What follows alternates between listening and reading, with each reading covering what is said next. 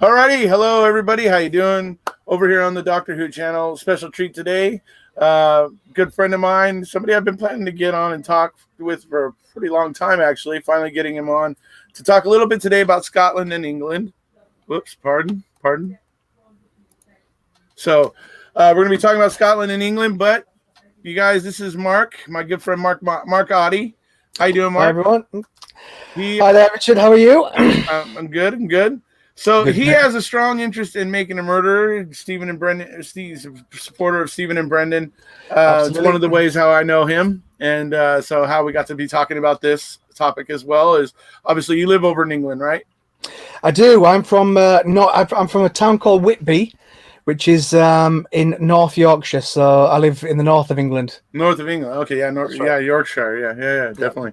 So we're gonna go ahead and talk about that. But at the end of the video here, we may spend a little bit of time talking about Stephen Avery and Brendan Dassey. For those of you who are interested in Scottish independence and Brexit and UK politics, and are also interested in making a murderer, maybe be sure to go check out my other channel. So, all right. So today we're going to talk a little bit about what's going on over there in the UK between England and Scotland and even Wales and Northern Ireland, because they are all part of the United Kingdom as well. And we're going to be talking a little bit about that situation that's going on over there today. And I got to say, I came into this, Mark, from a unique point of view where my trusty Ouija friend, who actually couldn't be here with us today, she's the one that started sending me things that she knew would rub me the wrong way. She started sending me clips of things happening in the House of Commons, and she started sending me because she knows how I am. She knew that they would rub me the wrong way. And so she started getting me interested in what was going on over there with the general elections and all that. And so I've been following it. And in the first couple months of me kind of absorbing information about it, I was of the opinion of, I don't think Scotland should just jump. I was like, wait a second. Because I was just learning about it, and I saw that the numbers for yes were growing, and I was like, but has anybody looked before they leap here? I was very much worried about that. So I've gone on and on and on, and I've gotten to the point now where I've seen, I think Scotland's probably pretty well set up, pretty well to take care of itself on its own.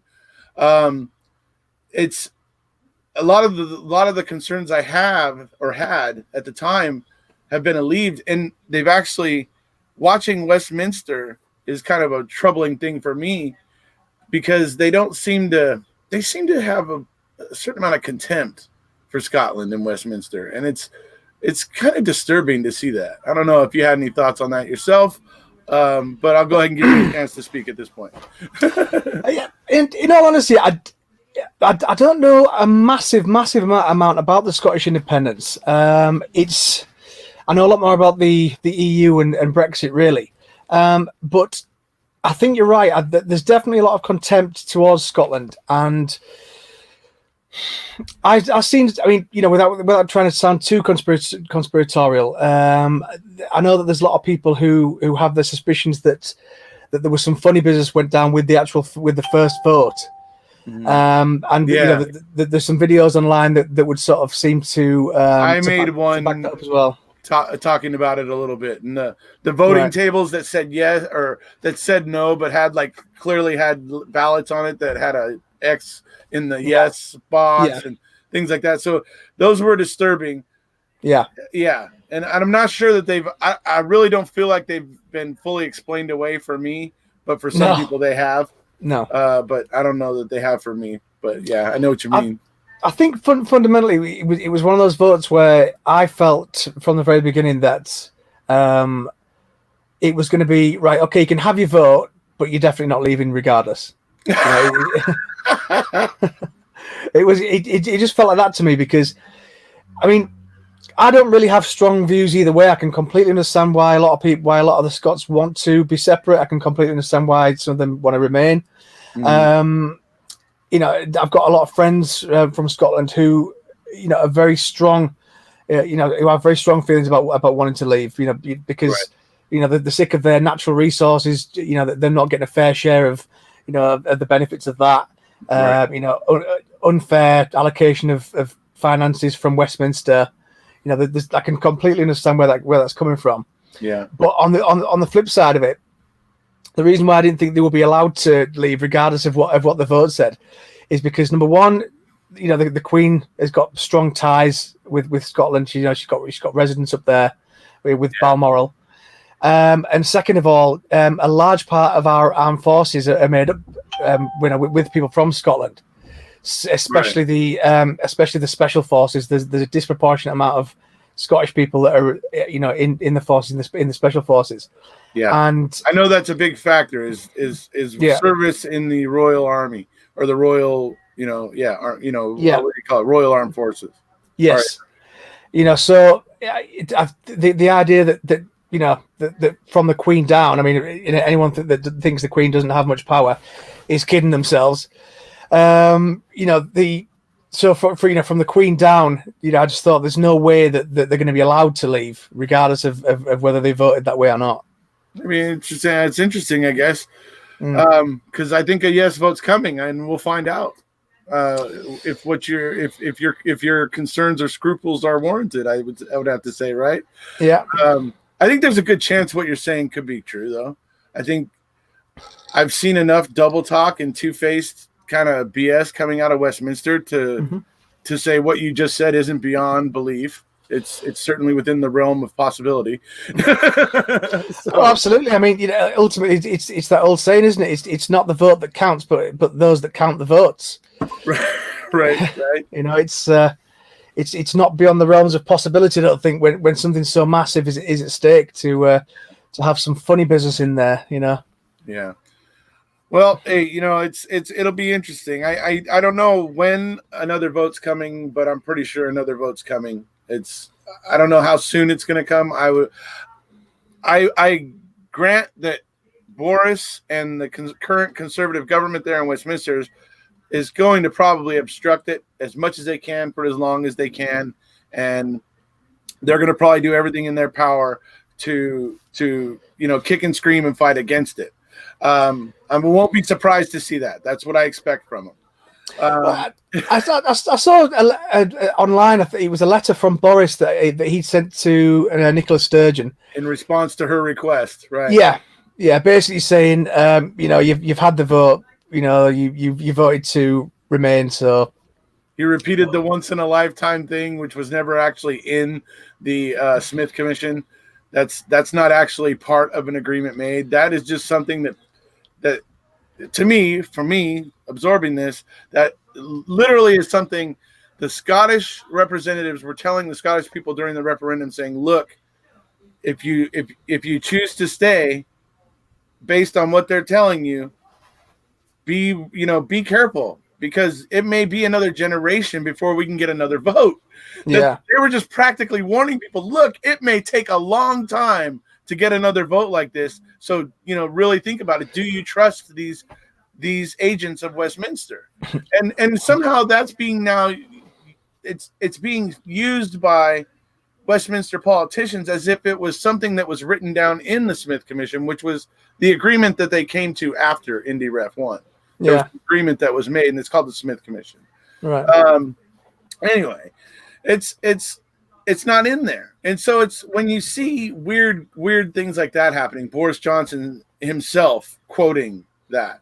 It's like, that was said to warn Scottish people that it may take a long time, that they may find themselves in the exact boat that they're in right now. Yeah. That it may take a long time to get another one. So warning, really. Go ahead. Sorry. What are your views in general on Scottish independence? I mean, I know that you've got Scottish heritage. What's your opinion of it? At this point, I feel like Scotland's probably better off on their own. Yeah. That's the conclusion I'm coming to. Just because, I don't know, the Labour Party's starting to come around. They're starting to realize that Scotland's never going to vote for anything but the SNP unless people start speaking their language. And right. Labour is starting to get that. and they're starting to say, you know what? If the SNP wins Holyrood in 2021, then Labor is willing to concede that a referendum is probably in order, and that the Scots should have their chance to vote again. And Right. so that is at least them giving a nod to the fact that there's a certain wind blowing. Yeah. So I think, and I think Westminster and more politicians in Westminster would probably be able to quell the independence argument if they took more of an attitude like that. But if they continue to be seen as obstructive and unreasonable and wanting to belittle the Scottish people and talk about how Scotland don't got no money and how Scotland ever going to be on its own and belittle the Scottish people, the yes numbers are going to go through the freaking roof. Well, that's the thing. I mean, most Scottish people that I've ever spoken to about the independence thing have all said to me that they are strong leave voters. Like Right. they want to be separate. So Right. I've never spoken to a Scottish person who is a Remainer, which is weird, really, because that didn't seem to be reflected in. I mean, obviously that's anecdotal. That's just the people that I've spoken to. Right. But yeah, I mean, when I was up in Scotland 2 weeks ago, Right. and I spoke to a friend of mine's stepfather, nice guy, very very clever, and he's a strong Leave voter, but he doesn't like the SNP. Right. And I was like, and because there's some of that, yeah. Obviously I'm not Scottish, but I asked him, well, why is that? And he was basically explaining that they don't have any other policies. It's like a single, issue party, if you know what I mean. We want independence. Yeah, their mission. That's their mission. I guess it's like the Brexit party, really. It's a single issue political party. Which is except that the Brexit party was never voted into power the way the SNP was in Scotland. That's true. Yeah. So that's the one thing I gotta say. I mean, I don't know how much you know about the public services and stuff in Scotland, but I mean, it looks to me like the SNP have been kind of minding their P's and Q's, making more renewable energy, more windmills. They actually get a lot of energy from the tides because they still have a lot of those machines. Whoops. Oh, we lost Mark. But they actually have a lot of those machines still going. So, S&P has been looking after Scotland, looking after the people. You can go to the doctor for free in Scotland. You can there he is. Hey, buddy. You can go to the doctor for free in Scotland. You get free prescriptions in Scotland. This is things that the S&P obviously for the people in Scotland. And so I think that's why they're winning the vote. Hello? Oh, sorry. Can you not hear me? Okay. Folks, just a second. I'm going to leave the call and come back so that Mark can hear me again. We had this little problem before we went live. So just bear with me for just a second, folks. I'll be right back.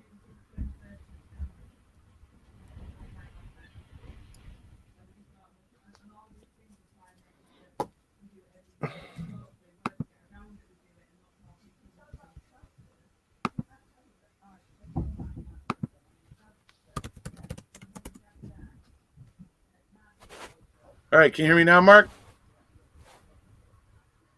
Can you hear me now? Hello, hello? Uh-oh. What a bummer. It looks like we're having technical difficulties on Mark's side, folks. Are you there, buddy? I am, but it seems like you can't hear me again. Let's see here. So, all right, let me try this one more time. Let me try this again.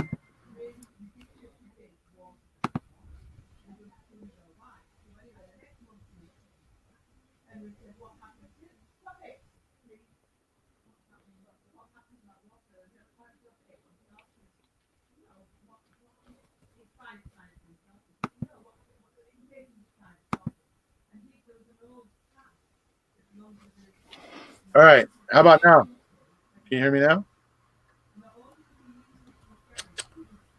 Well, let me see. Hold on, folks. Hey there, Richard. I am here, but you can't hear me again. So, let's see. Try leaving and rejoining. What a bummer, folks.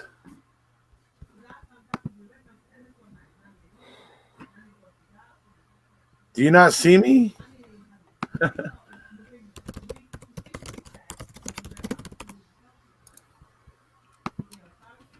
am back. Oh boy, we're having technical difficulties, folks. This really sucks. I can't see or hear you, Richard. Right. Can you see but they me? can all hear us. That's funny. They can hear us. Hold on, folks.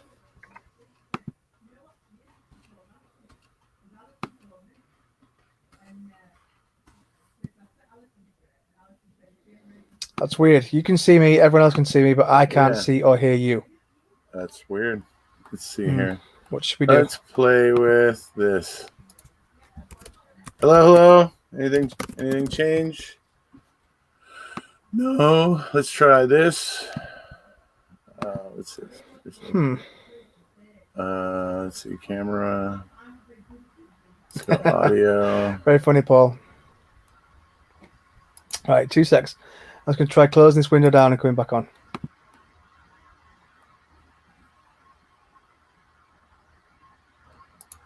All right. Hopefully that will resolve it. If not, we're going to have to cut it short. And that sucks because I really wanted to talk to my buddy Mark today. We were going to eventually talk about making a murder a little bit. So I hope this resolves it. Hey. Hello. Can you hear me now? See me now? Yes, I can. Yes. All right. We're good. Okay. There we go. Cool. All right. So anyways, as I was saying, the SNP has been doing a lot of good things for Scotland and, and that sort of thing. So they've been doing, I mean, even though their mission is independence, obviously a big part of making that happen is that they have to be sensitive to the will of the people, and they want to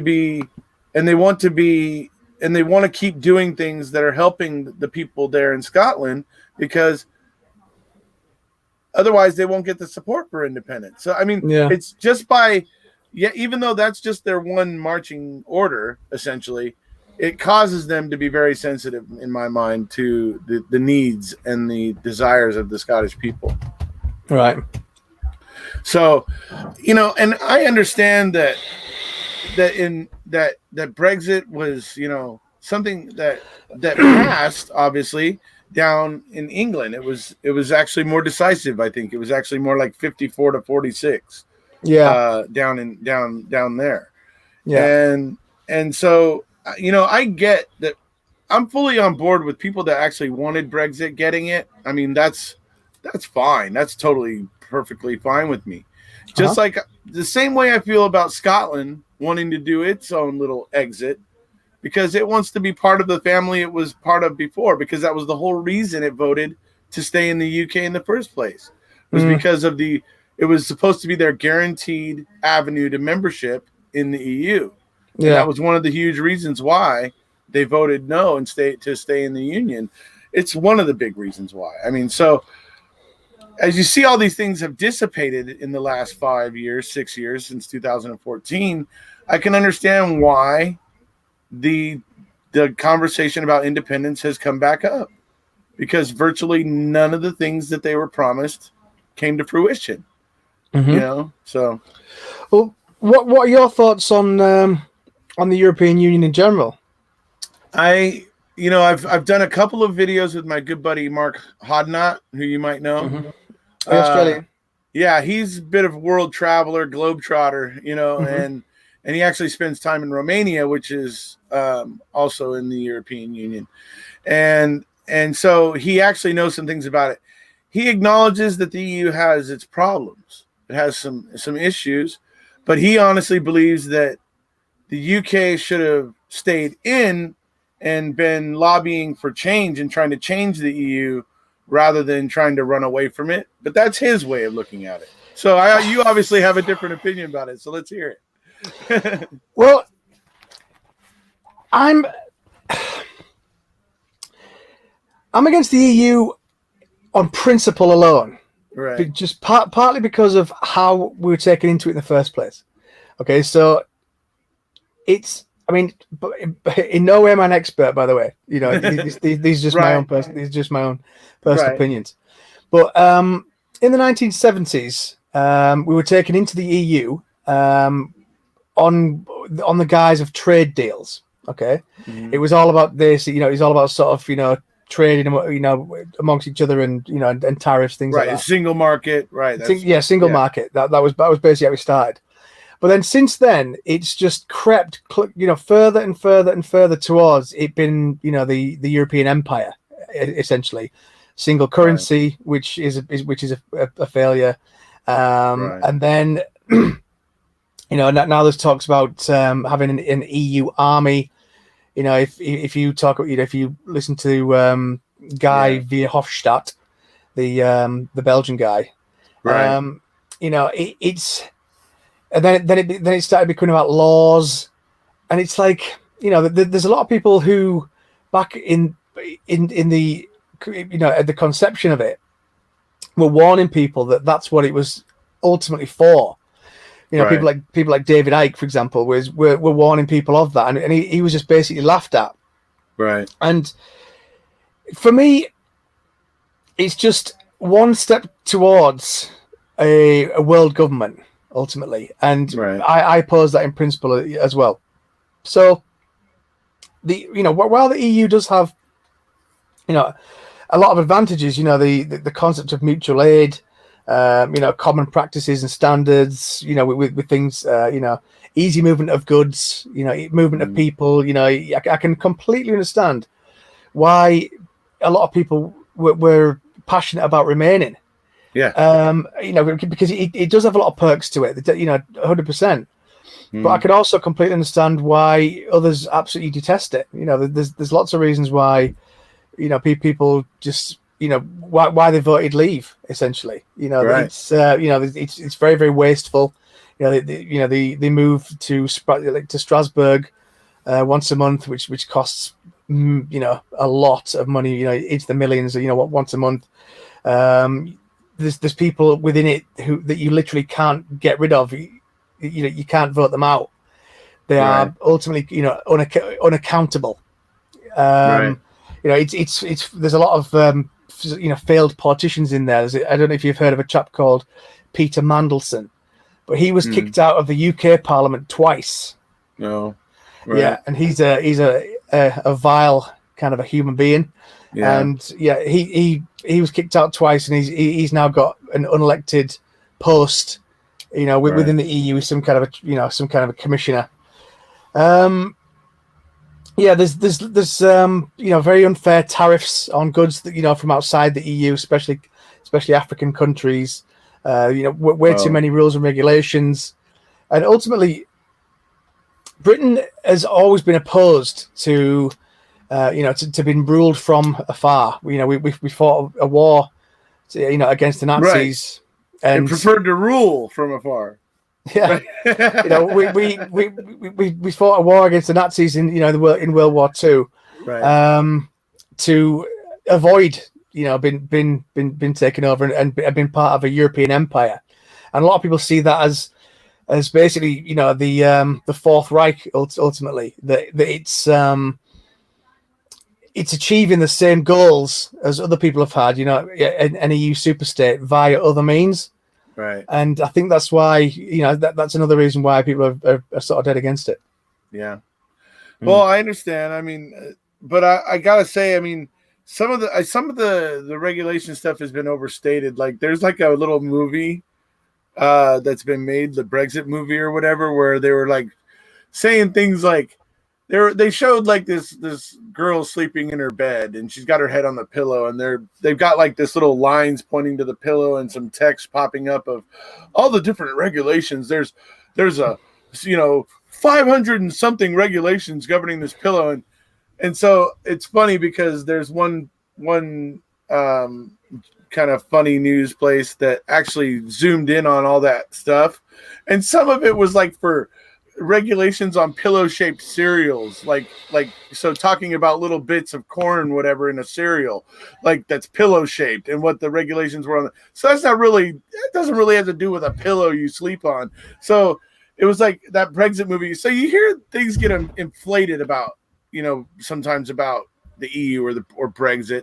But I have no doubt that it has its issues. I mean, even my friend Marc Hodnott acknowledges that, but I obviously maybe the UK leaving is going to be something that now the EU is going to have to worry. Are other people going to want to leave? So it could set a precedent that could be bad for them. Well, I mean, have you followed? I mean, it's difficult because it doesn't really make it into the mainstream news because the mainstream don't follow it. But have you followed the Yellow Vest protests in France at all? No, Yellow Vest. No. Well, yeah. You're just hearing of it actually. So they've been rioting for months, literally months. Basically it's they identify themselves by wearing the yellow vests, like the high vis ones. Mm-hmm. And right. I'm not 100% sure, exactly why it is that they are, we know what their aims actually are. But they've been going crazy. There's a lot of people in different countries that are unhappy with the EU as well. Sure. It's not just us, and I think that there was some fear there that if they allowed us to leave, then it would embolden other countries to say, well, do you know what? I want to leave as well. Yeah. But I mean, other countries have, have had referendums before, and they, where they've actually voted leave, and they've basically been told, right, well, vote again. Oh. we don't like the results, so vote again. Basically, keep on voting until you get the result that you want. In fact, there was a lot of that going on here in the UK. I mean, it's been very, very divisive. There's a lot of people, have fallen out with their families over it. Who've fallen out with close friends over this topic. Right. And it's horrible, really, because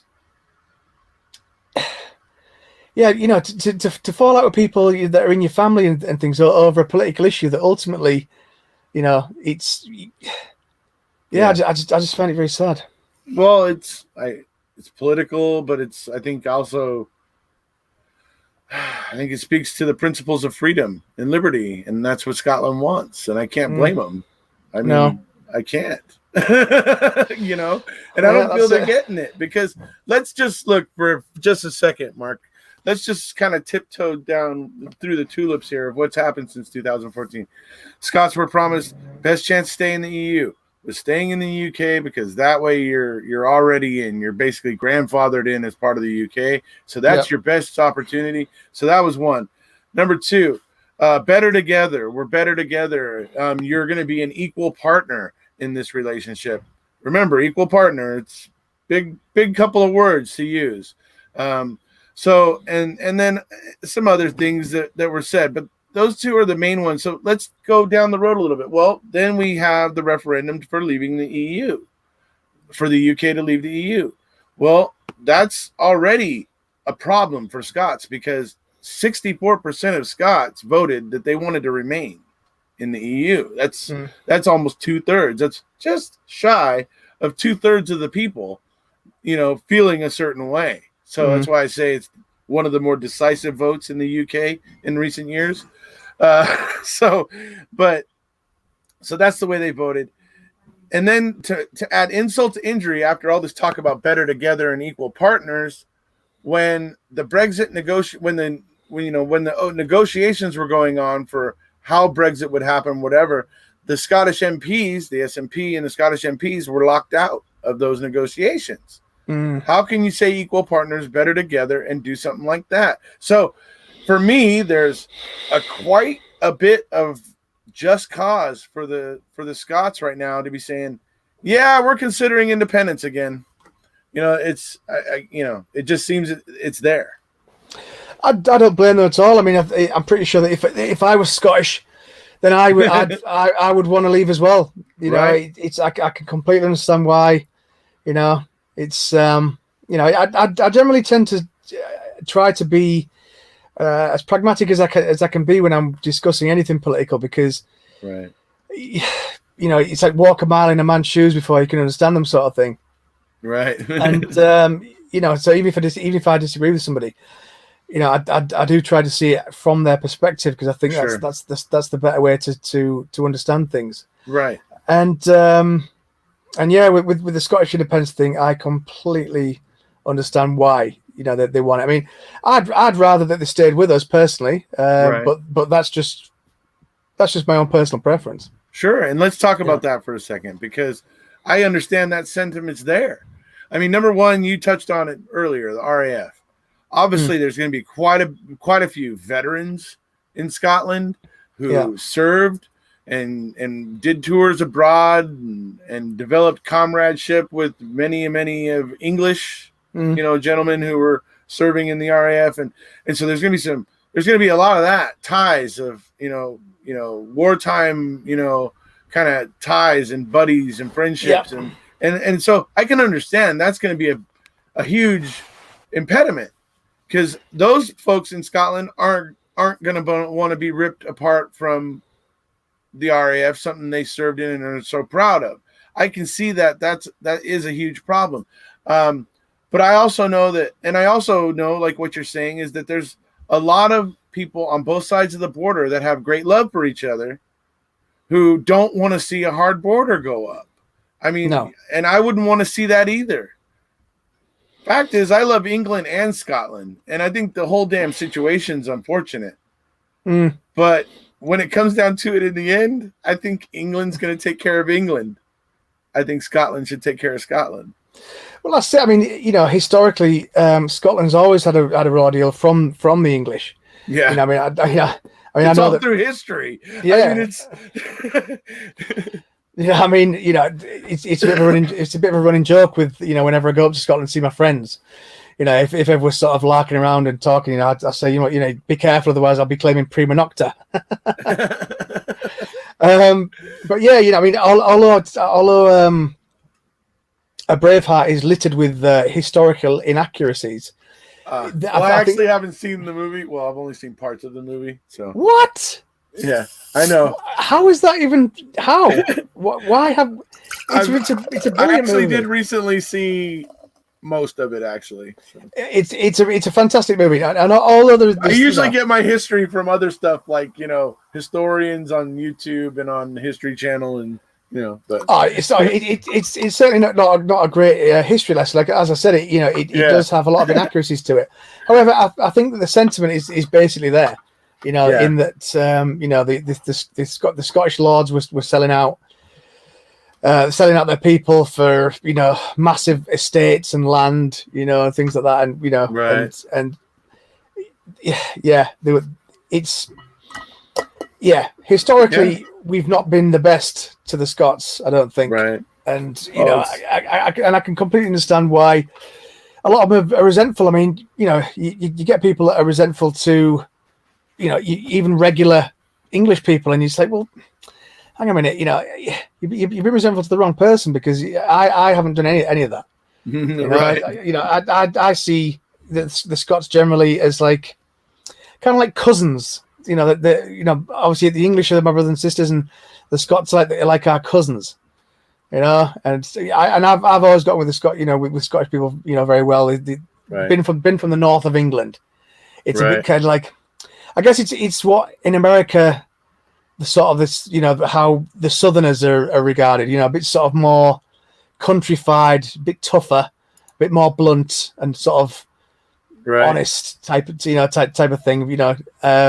And the Scots are like that, but on steroids. You know, the very blunt, very kind of rough and hardy type of people. Right. You know, you wouldn't see them dead, you know, wearing a coat unless it was 5 below freeze and things like that. Yeah, they're an interesting people over there in Scotland. I love Absolutely, them. Yeah. So I want to show Travis something here real quick. Mm-hmm.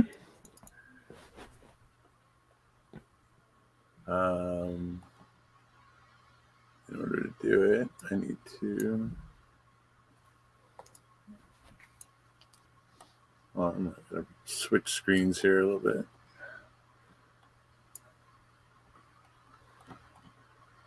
So your question there, Travis, would Scotland qualify? Well, I'm going to show you this, and I'll let you draw your own conclusions. All right, here we go. Sharing the screen now.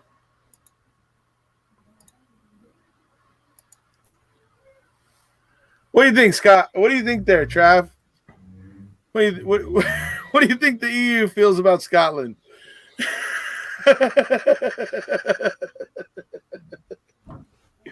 So I think they would. I think the EU likes Scotland. I don't think.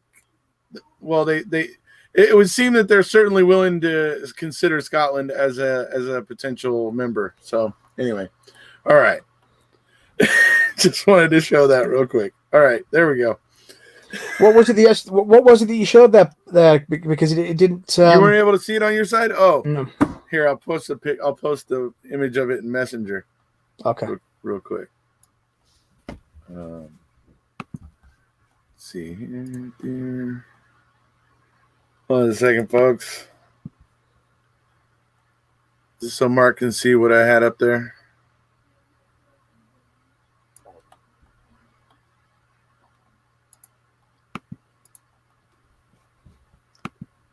All right, there it is.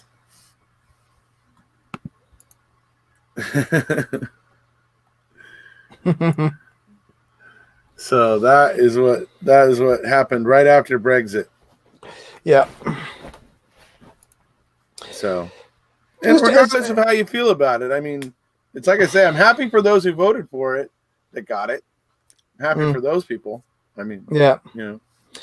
Just as a side note, I mean, I think that one of the things that's kind of annoyed me the most through the whole Brexit thing was the sort of level of hatred towards people that had a different opinion. You know, like it seemed very much that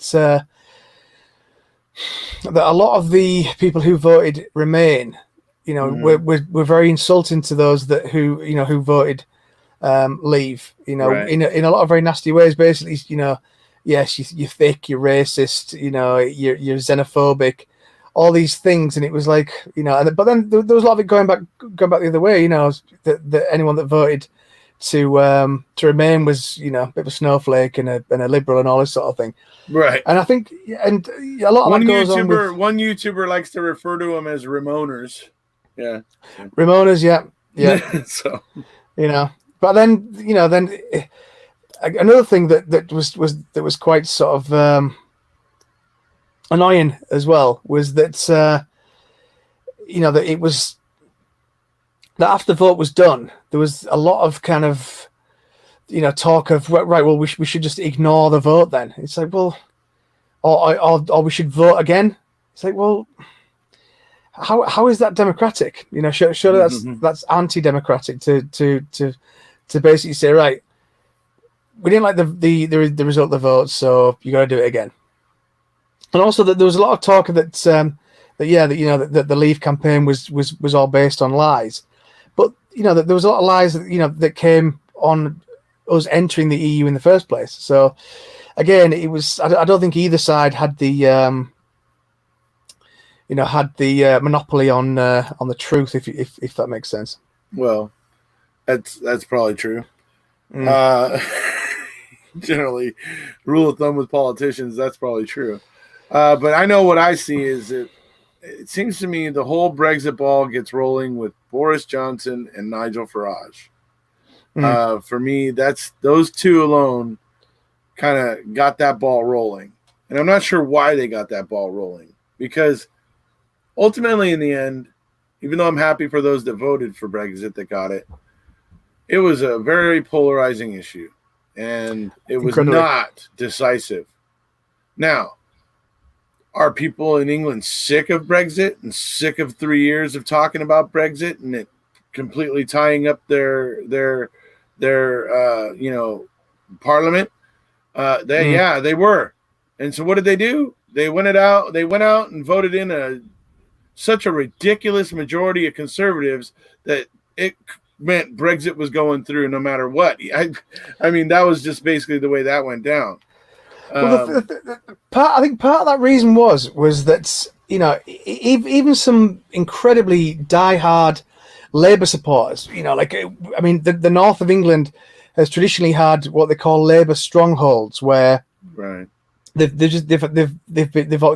voted Labour forever. You know, Teesside, County Durham, you know, place like that, where it's predominantly, you know, very working class people, right, and and you know, the parents, their grandparents, their great grandparents, you know, whatever, you know, have always voted for Labour. yeah. Well, Labour lost a lot of those you know, historic safe seats, Right. due to this issue, due to you know, Jeremy Corbyn kind of flipping and kind of switching sides and basically supporting the Remain camp. And I think that ultimately for me, it came down to that people don't want to feel that their vote is meaningless. You know, they don't want to feel that their vote means nothing. Because if they do, it's like, well, you know, how disenfranchised and, you know, and helpless can you feel politically if it's like, well, yeah, vote for it, but you're not getting it. You know, we're gonna make you vote again, or we're gonna just ignore the vote. You know, and that's why I think that he lost so badly, because of the issue, because of people saying, well, do you know what? We voted out, and if you're not going to support that, then we will support the guy that does. Basically, right. That's why I fully acknowledge that's what happened. The British people just said, "That's it. Get the damn thing through. We're done talking about it. Get it done." You know, I mean, that's really, you know, I get it. I mean, that's for me, looks like what happened. Yeah. And Jeremy Corbyn struck me as just, I don't know, wimpy. He didn't seem like he was going to be able to take charge, or he seemed waffly. He seemed, you know, I don't know. There was just something about him. He seemed unsure of himself, you know. So well, that's the thing. That could be why he lost a lot of votes. Yeah, well, it's part of that. I mean, don't get me wrong.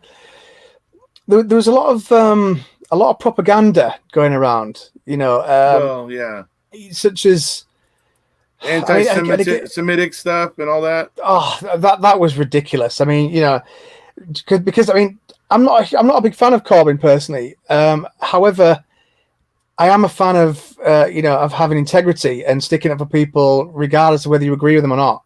Right. Because, you know, and not just kind of jumping on the bandwagon and yeah, he's an anti-Semite. He absolutely is not an anti-Semite, Jeremy Corbyn. Not at all. You know, he is he's always voted. I mean, if you look at his voting record regarding anything to do with Jewish people, it's always been overwhelmingly, you know, pro-Jewish. I think, but the anti-Semitic thing came.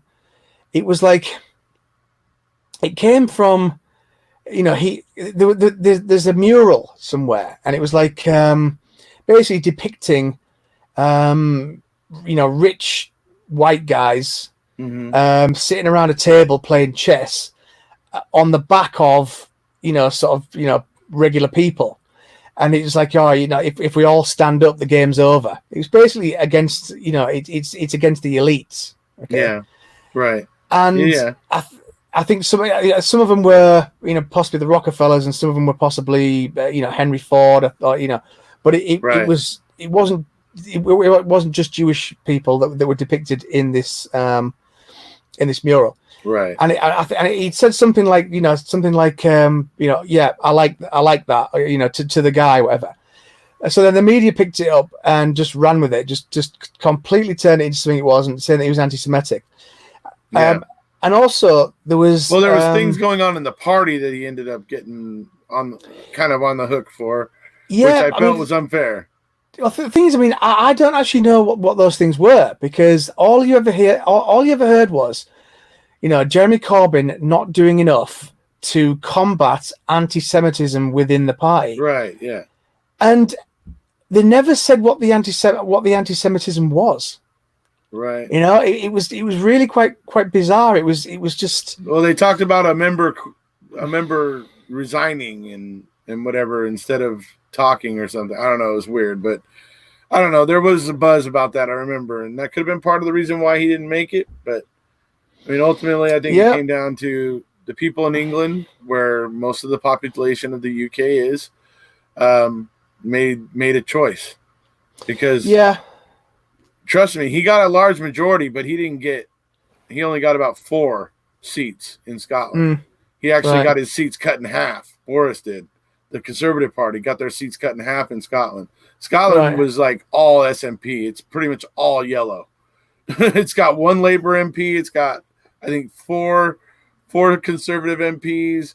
It's got some, I think, Green. It's just got a handful, and then it's got, they're at what right now? They're at 48 out of the 59 seats are SNP. Right. So it's like, it's wild. And it looked to me though that even in Wales, a lot of, which is typically usually Labour, from what I understand, that even a lot of constituencies there went Conservative in that last general election. So that's where he got his numbers and that's where he got his mandate. But it's pretty clear when you look at the numbers and look at the way the votes went across the UK that there's certain parts of the UK making clear that they're not on board with the way things are kind of going right now. So we'll have to see how this all plays out in the future, of course. I of course will be continuing to watch and report on it with interest. So and we'll have to get you back over here to talk about it again at some time. So now that we'll move on. Now we're going to move on from Scottish independence, Brexit, and all that. And let's talk a little bit about Making a Murderer and Stephen and Brendan. What's the most recent news that you basically think you've heard about it? Where do you feel you're at? To be honest, I actually stepped back from it because I found that it was upsetting me. It was upsetting me because I don't like to see injustice in any kind of anybody being treated unfairly, animal cruelty, child abuse, anything like that. It upsets me maybe more than it should, and it can sort of it can drag me down, I think. Yeah, right. And with the Making a Murderer case, I found that it was doing the same thing because it's just like, for me, it's so obvious that those 2 guys are innocent. There's nothing really that strongly says that they could have possibly done it. Right. No, it's just it's ridiculous. It's and yeah. So in answer to your question, the last news I heard, I think it was when I spoke to you the other day, actually. Well, I started telling you that stuff the other day. yeah, that's it. I've not watched any of your videos for a while. Yeah. Obviously, nothing personal. That's what's coming up. I mean, I'll explain a little to you. So, what's coming up is, first of all, Stephen and Zellner filed the appeal finally. Right. But just before they filed it, they were going to be filing it last year. But just before that Zellner decided she wanted to try to test something. So she filed with the court to get some bones that the state had said they had. Yeah. And she wanted to get those bones for testing because there was a new kind of testing they used here in California during the wildfires. Testing called Andy Rapid DNA testing. It's a kit that's made by a company, and it's been very, very good and accurate at identifying people who were burned in wildfires and stuff like that. So Zellner wanted to use that on the bones in the quarry. Those are the bones that weren't in the fire pit. And so the prosecution was trying to say they weren't Teresa, or it wasn't proven, right? Well, Zellner was looking to prove they were.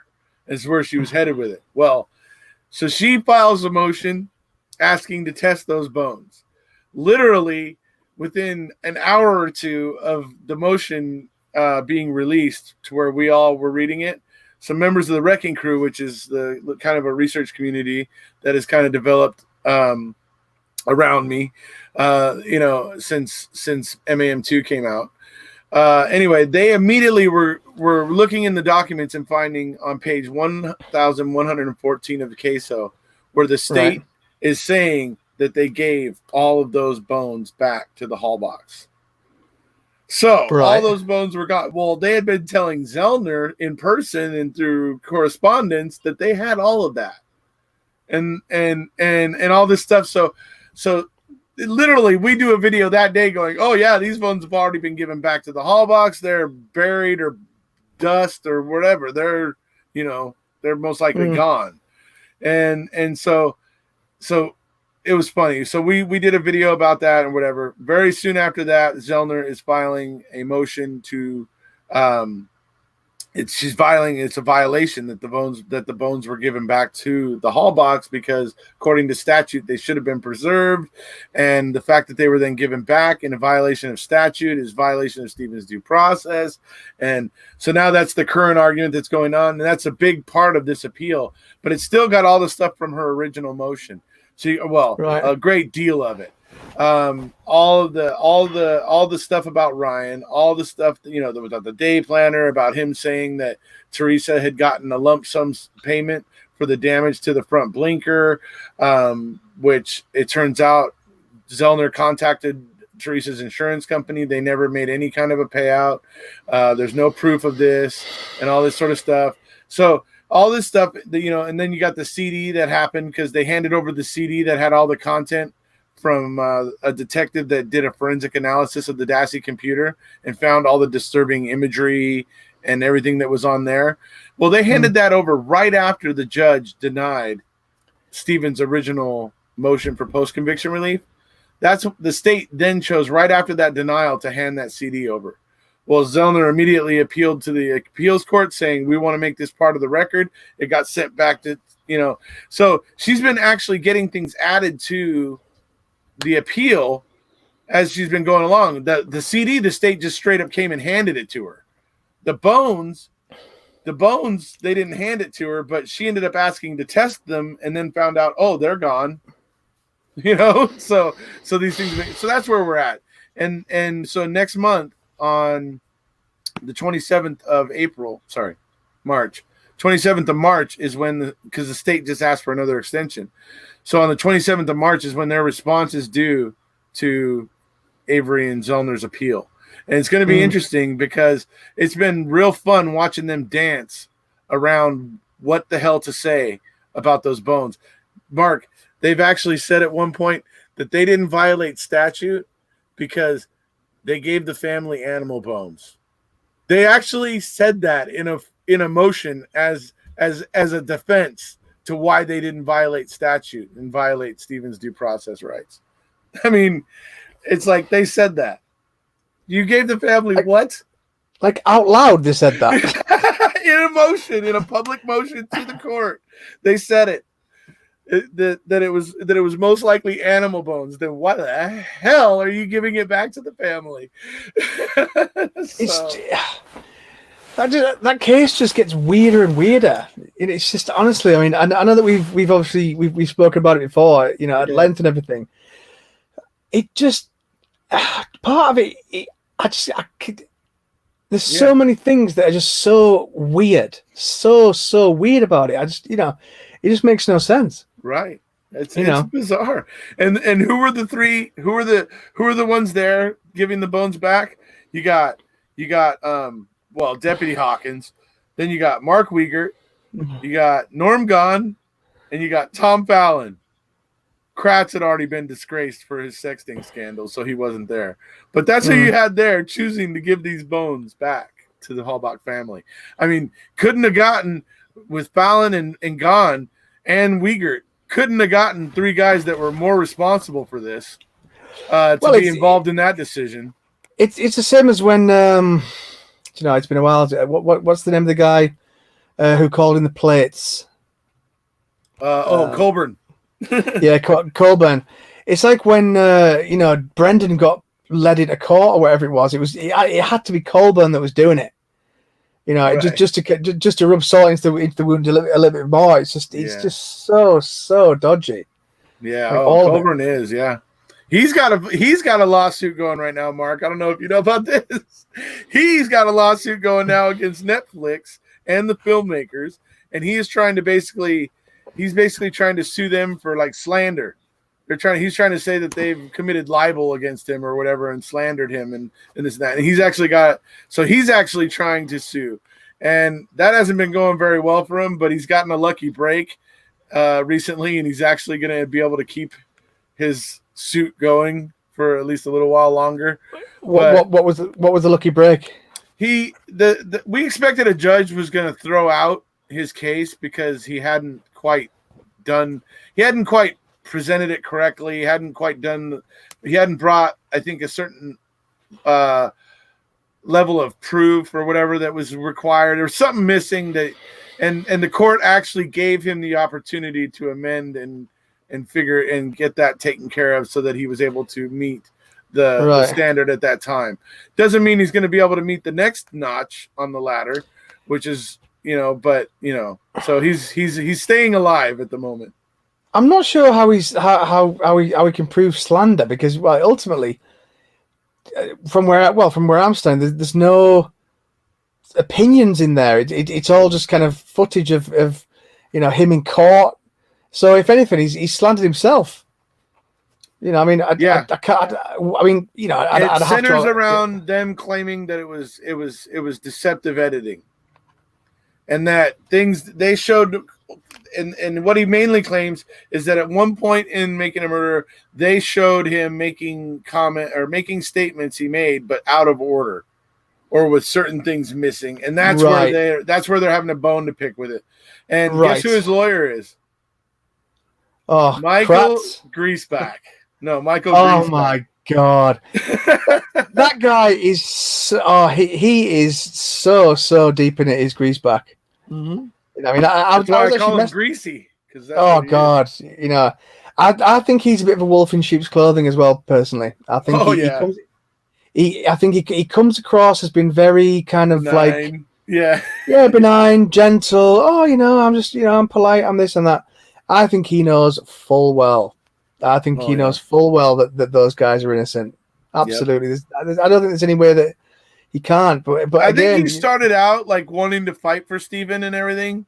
And obviously Stephen got released on DNA and all that sort of stuff and whatever. But at some point, because he was still continuing to fight for Stephen, I think somebody got to him, threatened him, did something to him, because he suddenly went from, supporting Stephen and the bad thing that had happened to him to then suddenly talking about how Stephen now could be this horrible person and probably did do all these things to Teresa Hallback. Like, just flips like that.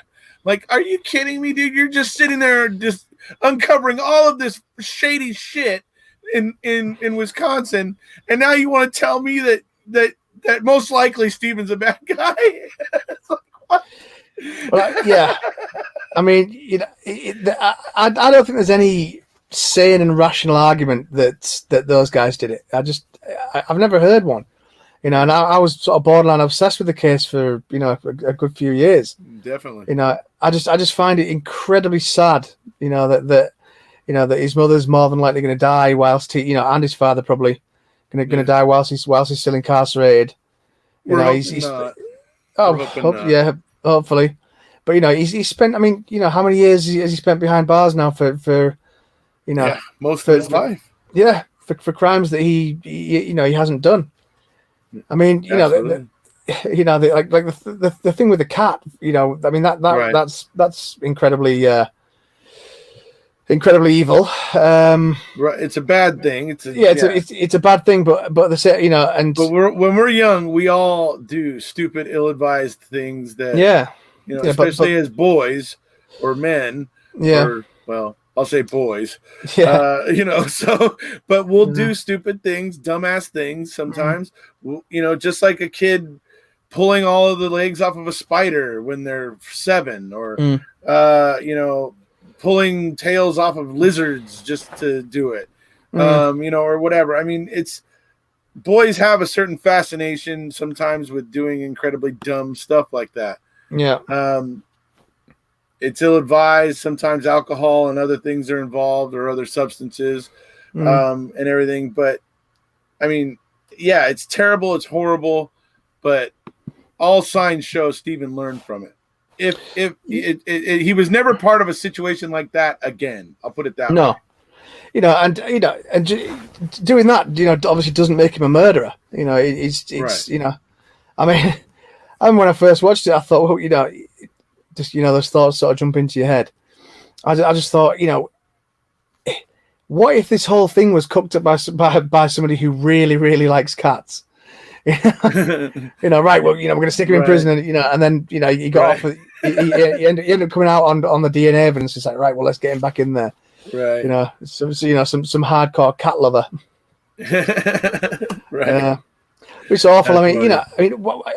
What happens with Brendan now? Because that was so dodgy. Okay, so what happened there is, you remember Judge Duffin obviously's decision where he ordered Brendan released, but the state eventually filed emergency this and that and whatever, and appealed it to the Seventh Circuit. They made an emergency appeal to keep Brendan in while the appeal was pending, instead of him getting released like what was about to happen. I mean, he was literally like, Brendan was at one point 15 hours from being released before the state was able to do its emergency little maneuvers and stop it. So that's awful. Yeah. So then it goes before a 3-judge panel there at the Seventh Circuit Court, and Brendan wins 2-1. Okay. Is Brendan released? No. The state appeals for what's called an en-banc review.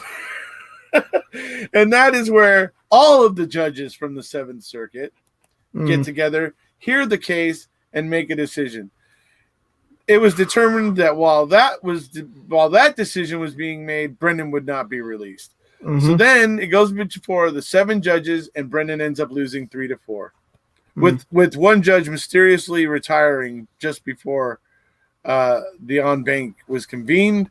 And judging by things that judge has said in the press since then, it looks like he would have likely gone Brendan's way. A tie would have gone in Brendan's favor because he had already won twice previously.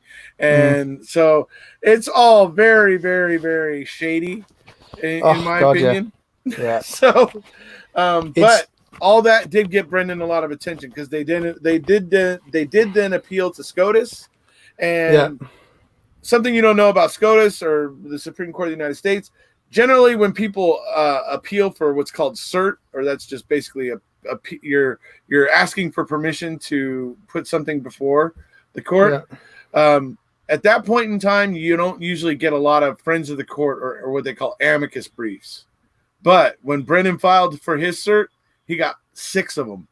6 different entities that are all in have a vested interest in juvenile and criminal justice. 6 different agencies wrote amicus briefs in support. Yeah. Supreme Court denied him. So we are all beside ourselves, just going, what the hell? They probably took some corporate law case to help make some rich bastards richer. Thanks. It strikes me that the thing that is obvious, I think, is that this goes very, very high. It's a lot higher than people would care to imagine it, and it's quite scary, I think, really. I mean, as I said to you before, and you've you really like this. The phrase is all compasses point north. Yeah, it's they're all covering each other's backs. They're all kind of like they're all in it together, aren't they? And it's scary to think that that they can get away with what they get away with. Right. I mean, I've said before that watching Making a Murderer, it made me sort of quite proud to be British, really, because our system's completely different. For example, we don't have prosecutors like you guys have got. It's not like it goes to this guy, and he decides it. We have the Crown Prosecution Service, and they're all kind of anonymous. You don't know who that is. So it's like I just think that although our system isn't perfect, Yeah. I just think it's a lot less likely over here to have a serious miscarriage of justice. I'm not saying it doesn't happen, because it certainly will, but I think that there's this kind of overriding kind of respect and fear of the crown. And by the crown, I don't just mean like the thing that the Queen, puts on her head. Right. You know, I mean, the crown being, the entity that is the royal family. Yeah. And it's almost this sort of like that the Queen is kind of like the judge of it all, if you know what I mean. And it's basically what it represents. Right. And whilst I'm not the biggest fan of the royal family, and certainly some of the shady stuff that they get up to, it's more the sort of this kind of deference to the crown as almost like a kind of like a supernatural sort of entity that must not be messed with, and that things to do with the law and justice and things like that, that no one's above the law, and and that justice must be seen to be done. Whereas in America, I get the impression that a lot of it's about money. Like, I mean, like the ironic thing is it's called the land of the free. Right. Yeah, America's got the highest rate of incarceration in the entire world. Yeah. But both by number and by percentage. If it's percentage of incarcerated people, the highest of any country in the entire world. Right. And then, I mean, I don't know if you ever looked into that thing with the private prisons. There's a big scandal. Right. Well, I know about some scandals with some of them. Yeah. Basically, some young kid got set down, and he ended up killing himself. And his mother, fought for justice, and it turned out that the judge was taking bribes from some guy who had a private prison. Mm-hmm. And just the very idea of having a private prison is just, for me, is utterly it's essentially crazy. Slavery. It's crazy, because the thing is, no matter which way you look at it, the only thing that's ever going to lead to is more and more people in prison, because you're going to get lobbyists that are going to be lobbying for tougher sentences. More slaves. Yeah. It's right. Absolutely ridiculous. I think that, when I heard about the private prison, it's just horrendous. It's like, if you own a hotel, you're going to want your hotel full, aren't you? If you own private prisons, you're going to want more people in that private prison, so you can build another one and fill that. It's just, right. I think it should be illegal. I don't even see how that seems a thing. I mean, I'm not a socialist, but certain things I believe should be absolutely. I think it should be illegal to profit from. So, for example, very, very basic things such as clean, fresh water. I think that, say for example, like in the medical industry, we've got the NHS over here, which I personally think is a brilliant thing. Mm-hmm. You guys are all private, and but ours is a mess, dude. So anyway, yeah.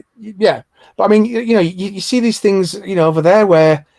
It's like, you see like a breakdown of someone's bill, if they've had an operation or something, and it's like, they charge for every little thing, so if they use swabs, they're getting charged, $30-$50 for a swab.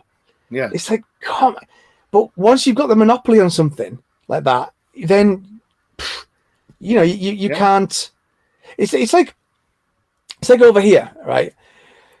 If you get a prescription, it costs you something like £6. So, I don't know, $10, something like that. But that's like a flat sort of a fee. Right. Okay. But say if you get like paracetamol. I mean, I don't know do you call them paracetamol over there? Like a basic painkiller, like a basic painkiller. Okay. Right. You like can buy those here. Okay. Yeah. Ibuprofen here is more of like an anti-inflammatory.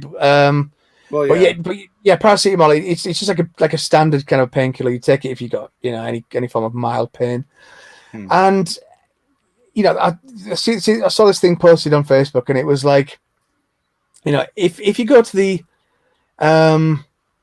if you go to the doctors you know, and you just need paracetamol. Don't get them from the doctors because they cost them like 32 pence. So, you know, 50 cents.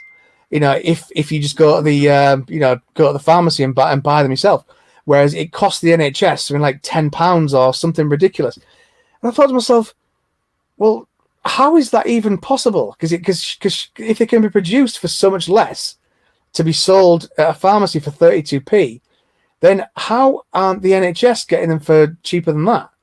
You know, there's something dodgy going on there where somebody's obviously monopolized the supply of certain things, and it's just, you know, I think that should be illegal. And anything where where it's a critical thing, like I said, water, health,